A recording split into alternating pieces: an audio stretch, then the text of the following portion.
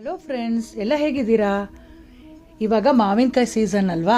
ಈ ಸೀಸನಲ್ಲಿ ಮಾವಿನಕಾಯಿ ಪುಳಿಯೋಗರೆ ಮಾಡಿದ್ರೆ ಹೇಗಿರುತ್ತೆ? ತುಂಬ ಚೆನ್ನಾಗಿರುತ್ತೆ.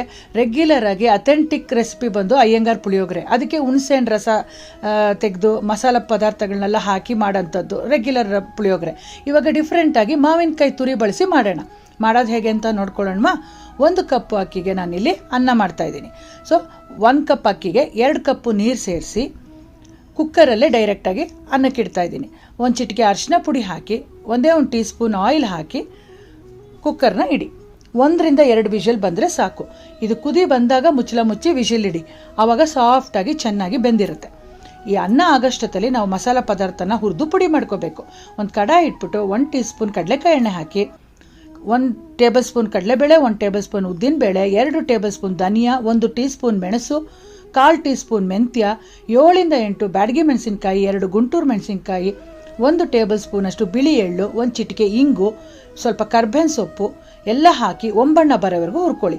ನಾನಿಲ್ಲಿ ಬಿಳಿ ಎಳ್ಳು ಬೆಳೆಸಿದ್ದೀನಿ, ನೀವು ಕರಿ ಎಳ್ಳು ಕೂಡ ಬಳಸ್ಕೋಬೋದು. ಆಮೇಲೆ ತಣ್ಣಗಾದ್ಮೇಲೆ ಮಿಕ್ಸಿ ಜಾರ್ಗೆ ಹಾಕ್ಕೊಂಡು ನೈಸಾಗಿ ಪೌಡ್ರ್ ಮಾಡ್ಕೊಳ್ಳಿ. ನಾವು ಯಾವ ಬಾಣಲೆಯಲ್ಲಿ ಮಸಾಲ ಹುರಿದಿದ್ವಲ್ಲ ಅದೇ ಬಾಣಲೆಯಲ್ಲಿ 2 ಟೀ ಸ್ಪೂನ್ ಕಡಲೆಕಾಯಿ ಎಣ್ಣೆ ಹಾಕಿ ಒಗ್ಗರಣೆಗೆ ಸಾಸಿವೆ, ಕಡಲೆಬೇಳೆ, ಉದ್ದಿನಬೇಳೆ, ಕಡಲೆಕಾಯಿ ಬೀಜ, ಸ್ವಲ್ಪ ಕರ್ಬೇವಿನ ಸೊಪ್ಪು, 1-2 ಒಣಮೆಣಸಿನ್ಕಾಯಿ, ಇಂಗು ಎಲ್ಲ ಸೇರಿಸ್ಬಿಟ್ಟು ಸ್ವಲ್ಪ ಹೊಂಬಣ್ಣ ಬರೋವರೆಗೂ ಹುರಿಯಿರಿ.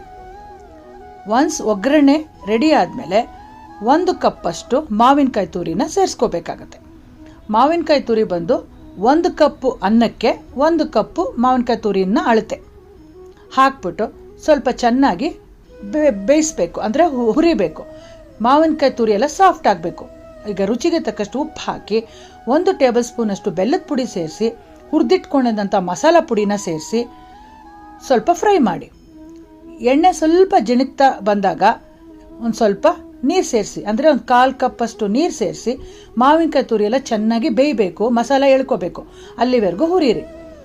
ಅದು ಹುರಿಯೋದೇ ಇಂಪಾರ್ಟೆಂಟ್. ಇಲ್ಲಿ ಹಸಿ ವಾಸನೆ ಹೋಗಬೇಕು. ಚೆನ್ನಾಗಿ ಹುರಿದ್ಮೇಲೆ ಅದು ಒಂಥರ ತಳ ಬಿಟ್ಕೊಂಡು ಬರುತ್ತೆ. ಆ ಸ್ಟೇಜಲ್ಲಿ ನೀವು ಮತ್ತೆ 2 ರಿಂದ 3 ಟೇಬಲ್ ಸ್ಪೂನಷ್ಟು ಎಳ್ಳೆಣ್ಣೆ ಸೇರಿಸ್ಬೇಕು. ಒಗ್ಗರಣೆಗೆ ಮೊದಲು ಕಡಲೆಕಾಯಿ ಎಣ್ಣೆ ಹಾಕಿದ್ದೀವಿ, ಈಗ ಲಾಸ್ಟಲ್ಲಿ ಎಳ್ಳೆಣ್ಣೆ ಹಾಕ್ತಾ ಇದ್ದೀನಿ. ಸೊ ತುಂಬ ರುಚಿಯಾಗಿ ಫ್ಲೇವರ್ ಆಗಿ ಇರುತ್ತೆ ಎಳ್ಳೆಣ್ಣೆ ಹಾಕಿದ್ರೆ. ಪುಳಿಯೋಗರೆ ಅಂದ್ರೆ ಎಳ್ಳೆಣ್ಣೆನೇ. ಈಗ ಅಷ್ಟು ಮಸಾಲಾಗೂ ನಾನು ಅನ್ನ ಕಲಿಸ್ತಾ ಇಲ್ಲ. ಸೊ ಸ್ವಲ್ಪ ಮಸಾಲಾನ ಎತ್ತಿಟ್ಕೊಂಡು 1 ಕಪ್ಪು ಅಕ್ಕಿಗೆ ನಾವು ಅನ್ನ ಮಾಡ್ಕೊಂಡಿದ್ದೀವಲ್ಲ ಆ ಅಳತೆಗೆ ಮಸಾಲ ಇಟ್ಕೊಂಡು ಕಲಿಸ್ತಾ ಇದ್ದೀನಿ. ಚೆನ್ನಾಗಿ ಮಿಕ್ಸ್ ಮಾಡಬೇಕು. ಈಗ ಮೇಲೆ ಸ್ವಲ್ಪ ಕರ್ಬೇವಿನ ಸೊಪ್ಪು ಮತ್ತು 1/2 ಕಪ್ಪಷ್ಟು ಕೊಬ್ಬರಿ ತುರಿ ಹಾಕಿದ್ರೆ ತುಂಬ ರುಚಿಯಾಗಿ ಬರುತ್ತೆ. ಯಾರಿಗೂ ಡಿಫ್ರೆನ್ಸೇ ಗೊತ್ತಾಗಲ್ಲ. ನೀವು ಇದು